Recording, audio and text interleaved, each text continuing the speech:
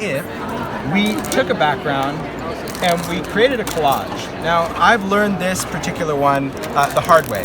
When I first discovered the technique, and this is the one that I taught in the workshop, it was totally by accident. I was working on coming up with something for the class, and something happened weird with the Oxide spray, and I remember Skyping Paul, I'm like, you are not gonna believe this. It's the coolest thing that I've ever done.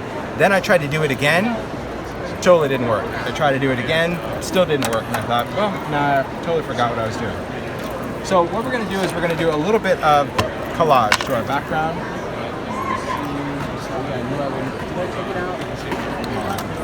You see ephemera. Did I bring out ephemera? No.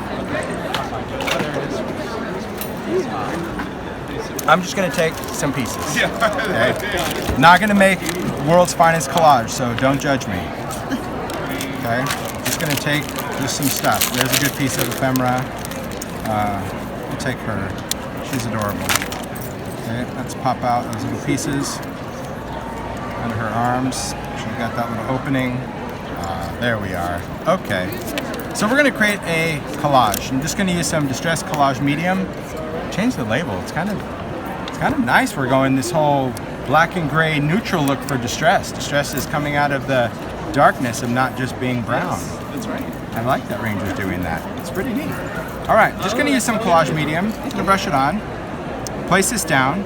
Now normally if I'm collaging, I would take a dry paper towel to kind of burnish this to make sure it's nice and smooth, no air bubbles, but for the sake of the demo, I'm just getting it on there. All right, place that down.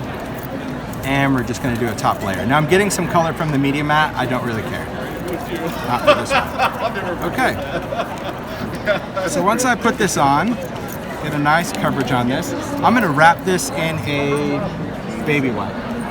Or not. I swear to you guys I brought it. They were here. Seriously? See, I'm not crazy. What are you looking for? A baby wipe. That's exactly what happened to me this morning. I knew they were here, and now they're not. So I'm going to make one. Can you turn the bottom around so the paste? Oh, Collage Medium. Yes. Yep. All right. So once I have that on there, we have some options. We can let this air dry, we can heat dry. If you don't want brush strokes, another quick way to get Collage Medium to dry very quick is just use your fingers. Just kind of spread that out. That gives it a nice thin coating. Starts to get a little grabby, so once it does that, just clean your hands off. Anytime you're working with any type of glue, whether it's with paintbrushes or your surface, if you clean it up while it's wet, it cleans right off with water. If you don't clean Collage Medium off while it's wet, you'll have to scrape it off. So for those that work on a media mat, normally I work on the craft sheet side of it, but I had stuff in my way, right? Even though this is my safe space, it doesn't seem to work in my demo environment. But at home, it totally works for me. I leave everything off. I'm gonna dry this. Now, what I want for this is I want it to be dry to the touch, but not cured, okay? Because Collage Medium is a water-based, waterproof medium. Once it dries completely and it's cured, it is waterproof. So this one that I've already done, if I put ink or anything over the top of it, right, and I have my color, anything that I go in with is just going to wipe right off, okay? Because it's cured. But this one, that's dry to the touch, I don't know what happened. Not a chemist. But something cool happens. So here I'm just going to go in, we'll use those colors. I'm gonna take some vintage photo, and I'm gonna throw in some dye on this one too. We didn't do that in class, but I'm gonna do that because I have it here. So I'm gonna shake up a couple of Oxide sprays that I want. I'll even do a little cracked pistachio. That's a great one. Okay. So here I'm just going to start, let's just do a little bit of blue. Okay, some ice spruce. I'm going to go in with some vintage photo. I'm going to go with a little bit more ice spruce. Make a little cracked pistachio. Maybe I want to do a little bit of ink on there too. That's good. All right, let's throw in some purple because we haven't opened the top. All right, okay. I just love that. Well, I love this. I love seeing that kind of separation. Now, once you do this, you're going to want to go in and you're going to want to remove that colorant from your collage pieces, all right? So I'm just going in just with a paper towel, and I'm just taking off some of that color while this is wet. Okay, so if I want some off of that, I don't have to take it off of everything. All right, that's good enough for me. Normally I would like just for this to air dry, kind of do its thing, but I'm not gonna wait for my demo. So let me just mop this up, just make some more oxide, add a little bit more water. Go in and really clean this off. Okay, I can't work in my own mess. So what I'm gonna do here is, you can see that the dye and pigments, even though we started spraying all those stuff together, remember if you give it that minute, you can see how it starts to separate again. We can see that our blue is separating, our browns and purples, even that little ice spruce is still on there. We're gonna let this dry. So ideally, I don't wanna heat this, because if I heat this, it's going to cure it. And I don't want the collage medium to be cured. That's the make or break. How long does it typically take to cure? Usually probably about an hour, and then it would be cured.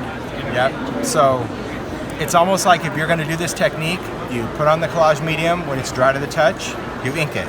Once you ink it, you can set it aside to dry. I think in class it was maybe 20, 30 minutes. It wasn't very long for it to air dry, and then you can come back. So if you're in a hurry, you can use a heat tool, but just don't try to cook it on there. I just think you'll be kind of depressed about it at the end. So once we have that on there, here's some things that are kind of happening. You can see wherever we have a lot of that spray, it is in fact starting to oxidize, where we have that oxide spray. Where we have ink and oxide, we're getting that cool striation of color. But on top of this, if I wanted to add more color, I could. If I said, oh, you know what, I want like a little softer color over there. Okay, you could still do that. But once you have that first layer down, that first layer of color, that first layer of color was in fact what's going to matter the most. So now that I think it's dry enough, which is what we did in class, once you're ready, just dry it complete, okay? So don't worry about the curing process, because if you've let it dry for, I don't know, say 20 minutes, and you have just a couple little patches, go in with your heat tool and finish the job. Then you're really gonna see what's happening to our background. And this is what I find so crazy about this particular one. All right, that's good enough for me. I'm just gonna go in with a paper towel, a little bit of water. It could also be a baby wipe. And I'm just gonna start revealing some of that background, okay? Now, even though this is collage medium, and even though that technically this whole thing should be sealed, I'm getting that cool staining separation of my dye and pigment. So you can see under here that paper underneath where it's oxide. Now this was just distress spray stain, so you saw that when I blotted it, it went back down to paper. But where there's oxide, when I lift off that layer, the dye has stained underneath the collage medium, which is wild. I don't know why it does that. But so even if I wipe this off, my paper is still stained. That ink and that dye and that pigment went under separate layers. Why? Again, not a chemist. But this only works with the oxide spray.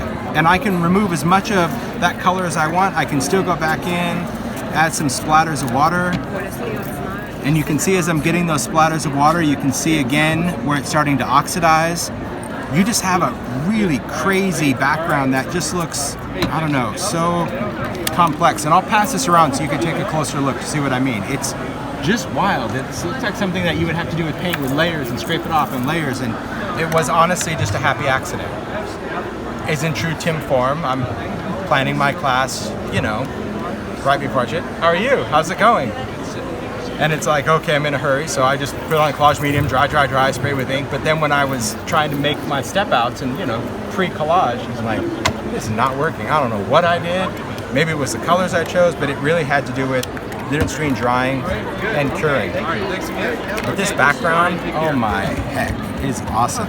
Now, if we didn't take off that color the first time, remember when I sprayed it? If I didn't, it would have stained her completely, right? It would, whatever color you use in oxide spray, she would have turned that color, be it that brown, green, whatever. But by just taking that off, now I could still go in with my markers, my crayons. I could stamp on top of this if I want, but I just think that the effect of it is so crazy because I'm getting just that soft mutedness of the oxide and that cool color underneath. So definitely pass this around and take a look at it. Just don't lick it.